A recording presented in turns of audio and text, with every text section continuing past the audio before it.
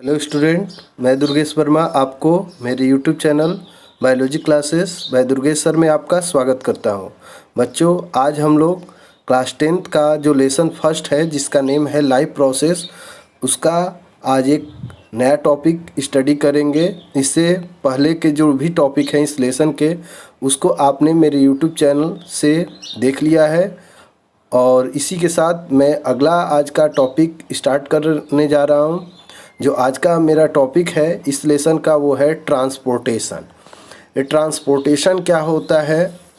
तो ट्रांसपोर्टेशन का मीन्स होता है ट्रांसपोर्ट करना। कोई भी थिंग्स जो हमारे बॉडी में है, अगर वो one place to another place हमारे बॉडी में मूव कर रहा है, तो जिस प्रोसेस के थ्रू वो मूव कर रहा है उस प्रोसेस को हम लोग ट्रांसपोर्टेशन के नेम से जानते हैं। तो अगर आपसे ट्रांसपोर्टेशन के बारे में कोई पूछता है तो ट्रांसपोर्टेशन का मीन्स होता है transfer of any things from one place to another place. अगर कोई भी थिंग्स एक प्लेस से अनदर प्लेस में ट्रांसफ़र हो रही है तो कौन सा प्रोसेस हो रहा है? ट्रांसपोर्टेशन। तो इस ट्रांसपोर्टेशन टॉपिक में हम लोग जो ट्रांसपोर्टेशन स्टडी करेंगे वो होगा ट्रांसपोर्टेशन इन ह्यूमन बींग्स। तो ट्रांसपोर्टेशन इन ह्यूमन बींग्स के बारे में चलिए हम लोग जानें। ट्रांसपोर्टेशन इन ह्यूमन बींग्स में क्या होता है? तो ह्यूमन बींग में ट्रांसपोर्टेशन जो होता है उसके लिए जो इम्पोर्टेंट कंपोनेंट होता है वो होता है आपका ब्लड। जैसे आप लोगों ने प्रीवियस क्लास में क्लास 9th में ब्लड के बारे में स्टडी किया है, मैं जानता हूं कि आप लोग ब्लड के बारे में जानते भी हैं। तो ब्लड क्या होता है? तो ब्लड एक फ्लूइड कनेक्टिव टिश्यू होता है। ब्लड को आप लोगों ने डिफाइन भी किया है क्लास 9th में कि ब्लड जो होता है एक फ्लूइड कनेक्टिव टिश्यू होता है, और इस फ्लूइड कनेक्टिव टिश्यू के थ्रू ही कोई भी थिंग्स जो होता है हमारे बॉडी में वो एक प्लेस से दूसरे प्लेस में ट्रांसफ़र होता है। जैसे में हमारे बॉडी में जो ग्लूकोज होता है, अगर हमारे ग्लूकोज डिफरेंट प्लेस में हमारे बॉडी में अगर ट्रांसपोर्ट हो रहा है तो उसके लिए रिस्पॉन्सिबल क्या होता है? तो ब्लड होता है। इसके साथ हमारे बॉडी में जो गैसेस ट्रांसपोर्ट होते हैं डिफरेंट टिश्यू में, डिफरेंट सेल्स तक पहुंचते हैं, उसके लिए भी रिस्पॉन्सिबल जो होता है वो ब्लड होता है। तो हमारा ब्लड जो होता है एक फ्लूइड के फॉर्म में प्रेजेंट एक टाइप का टिश्यू होता है जो हमारे बॉडी में डिफरेंट थिंग्स को ट्रांसफ़र करने में हेल्प करता है। तो अगर आपसे कोई पूछता है कि ब्लड, तो सिंपली आप लोग क्लास 9 से ही जानते हैं और डिफाइन कर सकते हैं कि blood is a type of fluid connective tissue, or another you also called blood is a mobile fluid। आप ब्लड को एक अनदर नेम भी दे सकते हैं या अनदर वर्ड्स यूज कर सकते हैं, अनदर सेंटेंस यूज कर सकते हैं। क्या? तो आप बता सकते हैं ब्लड एक मोबाइल फ्लूइड होता है जो हमारे पूरे बॉडी में ट्रांसपोर्ट होता रहता है, हमारे बॉडी में सर्कुलेट करता रहता है।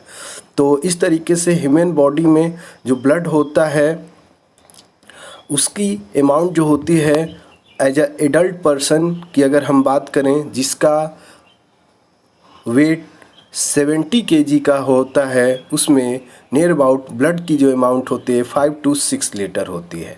ओके, ब्लड की अमाउंट कम अधिक हो सकती है, वो डिपेंड करता है पर्सन के हाइट पर, पर्सन के बॉडी के स्ट्रक्चर पर। तो इस तरीके से नहीं तो अगर एक नॉर्मल जो पर्सन एडल्ट पर्सन है जिसका बॉडी का वेट 70 kg है, उसमें ब्लड की जो अमाउंट होगी वो 5 to 6 लीटर होती है।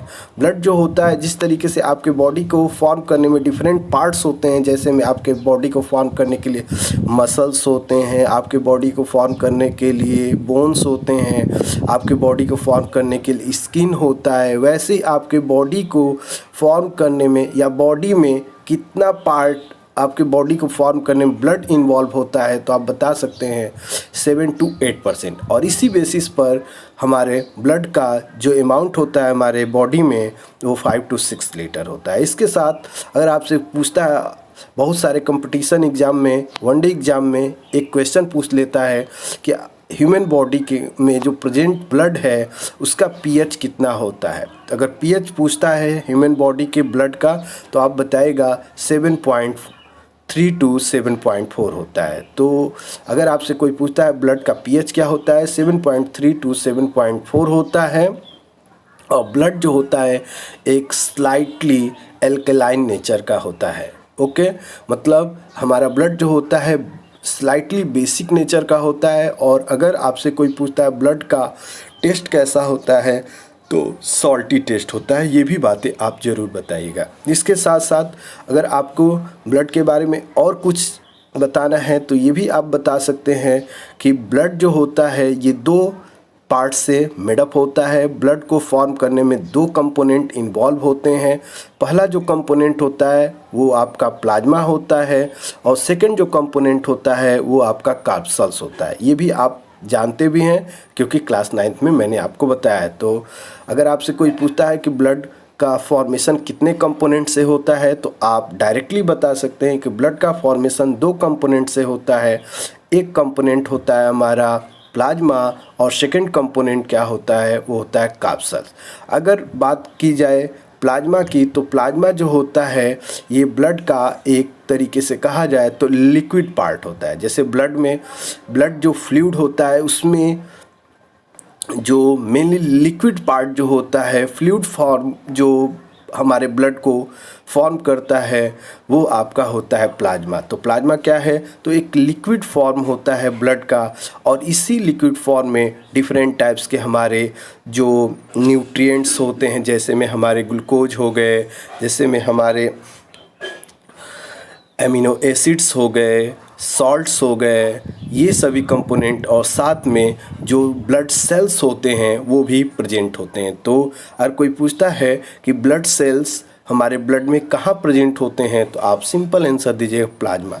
तो प्लाज्मा क्या होता है तो प्लाज्मा एक लिक्विड फॉर्म होता है ब्लड का और इस लिक्विड फॉर्म ब्लड के जो भी कंपोनेंट प्रेजेंट होते हैं अगर उनके नेम पूछे जाए तो आप बता सकते हैं। न्यूट्रिएंट के फॉर्म में क्या होता है तो ग्लूकोज होता है, एमिनो एसिड्स होते हैं, साथ में सॉल्ट्स होते हैं और भी जो भी आयंस होते हैं वो सभी हमारे ब्लड के प्लाज्मा में ही प्रेजेंट होते हैं। इसके साथ हमारे ब्लड के प्लाज्मा में और क्या प्रेजेंट होता है तो सेल्स भी प्रेजेंट होते हैं, ब्लड सेल्स। और वो ब्लड सेल्स जो होते हैं जिनको हम लोग कार्पसल्स के नेम से जानते हैं, ठीक ना। तो ये सभी आपके किस में प्रेजेंट होते हैं ब्लड में प्रेजेंट होते हैं। तो ब्लड के टू पार्ट्स हो गए, टू कंपोनेंट हो गए, एक हो गया प्लाज्मा और एक हो गया आप लोग का कार्पसल्स। अब प्लाज्मा जो होता है अगर इसका कंपोजिशन की अगर हम बात करते हैं तो प्लाज्मा में 90% आपका वाटर प्रेजेंट होता है और 10% जो है इसमें केमिकल्स जैसे ऑर्गेनिक इनऑर्गेनिक जो भी सब्सटेंसेस होते हैं जैसे ग्लूकोज, एमिनो एसिड जो मैं बात कर रहा हूँ ये सभी प्रेजेंट होते हैं। तो अगर आपसे पूछता है कि हमारे ब्लड का जो प्लाज्मा होता है उसमें वाटर की अमाउंट कितनी होती है तो डायरेक्टली आप आंसर दीजिएगा हमारे ब्लड के प्लाज्मा में वाटर की अमाउंट 90% होती है। ये बातें आप बताएंगे। ओके, और इसके साथ अब और आगे हम लोग अगर ब्लड के बारे में जाने तो प्लाज्मा का अगर कलर कोई पूछता है तो आप लोग बताइएगा प्लाज्मा का जो कलर होता है ये येलो कलर का होता है, ठीक ना, स्लाइटली येलो कलर का होता है। ये आप बताएंगे आपके प्लाज्मा का कलर होता है।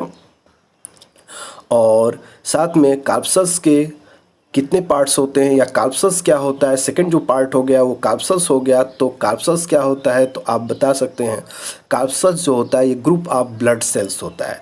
जो भी हमारे प्लाज्मा में ब्लड सेल्स होते हैं उन सभी को मिलाकर हम एक नेम दे सकते हैं और वो नेम होगा कार्पसल्स। तो कार्पसल्स क्लियर हो गया, आप लोग को प्लाज्मा भी क्लियर हो गया। तो corpuscles is the group of blood cells. अब ये कार्पसल्स में जो ब्लड सेल्स होते हैं वो कितने टाइप के होते हैं, 3 टाइप्स के होते हैं। फर्स्ट जो टाइप होता है वो आपका होता है आरबीसी, सेकंड जो टाइप होता है वो भी आपको मालूम है डब्ल्यूबीसी और थर्ड टाइप जो होता है वो आपका होता है प्लेटलेट्स। ये सभी आप लोगों ने क्लास 9th में स्टडी किया है। तो इन सभी के बारे में डिटेल हम लोग न जानते हुए आगे हम लोग स्टडी करें तो आगे अगर हम एनसीईआरटी अपने सिलेबस के अकॉर्डिंग हम लोग जाने तो हमारे सिलेबस में यही दिया गया है कि जो भी सब्सटेंस होते हैं उन सभी को हमारे बॉडी में ट्रांसपोर्ट करने का काम कौन करता है, ब्लड। और उसके साथ हमारे ब्लड के जो सेल्स होते हैं उसमें जो आरबीसी सेल्स होता है इसका क्या वर्क होता है तो ये हमारे ऑक्सीजन को ट्रांसपोर्ट करने का काम करता है। जो ऑक्सीजन हमारे ब्लड में होता है उसको डिफरेंट प्लेस में ट्रांसपोर्ट करने में कौन हेल्प करता है, तो होता है आरबीसी। डब्ल्यूबीसी आप सभी लोग जानते हैं फाइट करने में वर्क करता है। अब इस ब्लड को डिफरेंट प्लेस में जाना होता है। आप सोचिए कि इस ब्लड को पूरे बॉडी में ट्रांसपोर्ट होना है, इसको कोई ना कोई पुश करने वाला होना चाहिए जिसके थ्रू यह ब्लड हमारे पूरे बॉडी में ट्रांसपोर्ट हो। तो उसको पुश करने के लिए जो इम्पोर्टेंट बॉडी आर्गन होता है, उस बॉडी आर्गन का नेम होता है हार्ट। तो अगर आप से कोई पूछे कि आपके पूरे बॉडी में जो ब्लड ट्रांसपोर्ट हो रहा है तो उसको पुश करने का काम कौन करता है, तो आप बताएगा हार्ट। इसी बेसिस पर आप हार्ट के बारे में स्टडी करेंगे। तो हार्ट क्या होता है, तो heart is a pumping organ. Heart कैसा आर्गन होता है, अगर आपसे कोई पूछता है तो आप बता सकते हैं हार्ट एक टाइप का पंपिंग आर्गन होता है, ठीक ना। और यह हमारा हार्ट जो होता है ये किससे मेडअप होता है, तो सभी बच्चों को मालूम है कि हार्ट जो होता है ये मसल से मेडअप होता है। तो इसीलिए एक अनदर डिफिनीशन हम देते हैं जो हमारे एनसीईआरटी ने फर्स्ट लाइन में ही लिखा है, और पंपिंग आर्गन और डैश देकर दिया है दी हार्ट। तो हार्ट के बारे में इजीली आप डिफाइन कर सकते हो, heart is the pumping organ of our body. और इसके साथ बताया गया है कि हार्ट किससे मेडअप होता है, तो इसके लिए लिखा है heart is a muscular organ. Heart क्या होता है, एक मस्कुलर आर्गन होता है। इसका मीन्स क्या हो गया कि heart is made up of muscle, ठीक ना। और इसके साथ आपका हार्ट कैसा होता है, तो इसको जनरली इसका जो स्ट्रक्चर की बात करें तो बताया गया है एनसीईआरटी के अकॉर्डिंग, अगर बात करें तो बताया गया है कि as big as our fist. जिस तरीके से हमारा फिस्ट होता है, जिस तरीके से बड़ा होता है उसी साइज का, उसी के जैसा हमारे हार्ट का स्ट्रक्चर होता है। तो हार्ट का स्ट्रक्चर कैसा होता है, तो आप बता सकते हैं एज क्लोज फिस्ट। जैसे हमारा क्लोज फिस्ट जो बंद मुट्ठी होता है उसी के लाइक हमारे हार्ट का स्ट्रक्चर होता है।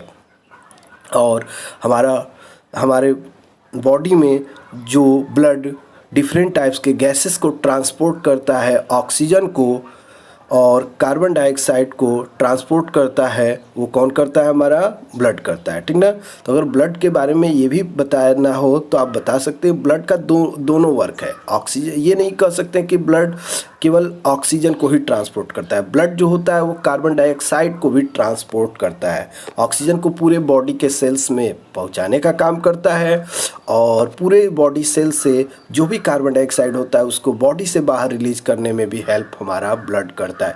और इसको पूरे बॉडी में ट्रांसपोर्ट होने में, ऑक्सीजन को ले जाने में, कार्बन डाइऑक्साइड को बाहर निकालने में, पुश करने का काम किसका होता है, तो हमारे हार्ट का होता है। तो मैं आशा करता हूँ कि आपको हार्ट के बारे में इतनी बातें समझ में आ गए होंगे। इसके बाद हम अगले वीडियो में डिटेल हार्ट के बारे में स्टडी करेंगे। Okay, thank you.